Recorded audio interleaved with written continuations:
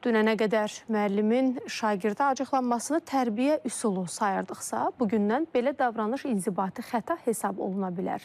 İndi məktəbdə uşağa nəinki əl qaldırmaq, hətta onu psixoloji sıxışdırmaq da baha başa gələcək. Bu qərar uşaqlarımızı qoruyacaqmı? Mövzuya bir də valideynlərin gözü ilə baxaq.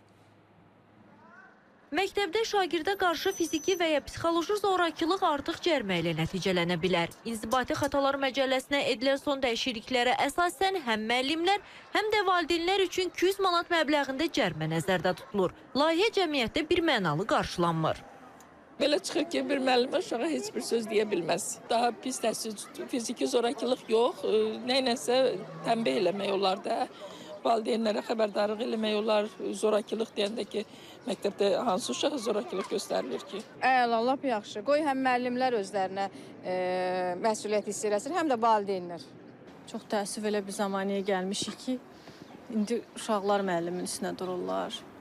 Və mənə elə gəlir ki, müəllimlə valideyn vəhdət təşkil eləməlidir. Evdə valideyn başa salmalıdır ki, evdə mən sənə tərbiyəni verirəmsə, sonra 6-7 saatda bunun cavabdehi sənin müəllimindir.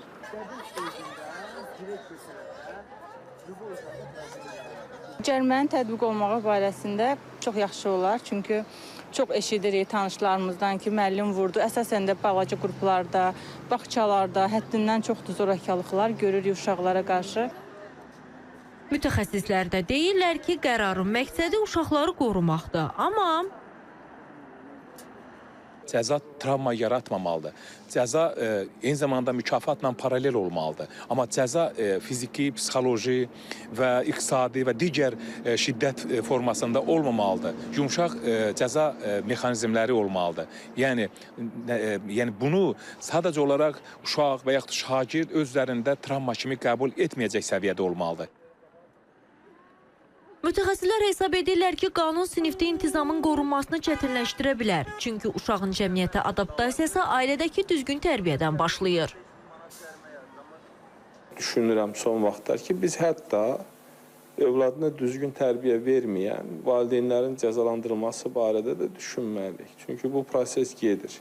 Yəni sən ailə qurursan, övladın tərbiyəsi ilə məşğul olmursan və cəmiyyətə bir tərbiyəsiz övladı buraxırsa. Ona görə bu proseslərin qabağının almaq yolu odur ki, biz belə bir müəyyən qanunları müəyyənləşdirməliyik. Göründüyü kimi məsələ ilə bağlı cəmiyyətdə vahid mövqe yoxdur. Bir tərəf uşaqların qorunmasını prioritet sayır, digər tərəf isə müəllimin təsir imkanlarının məhdudlaşacağından narahatdır. Mütəxəssislər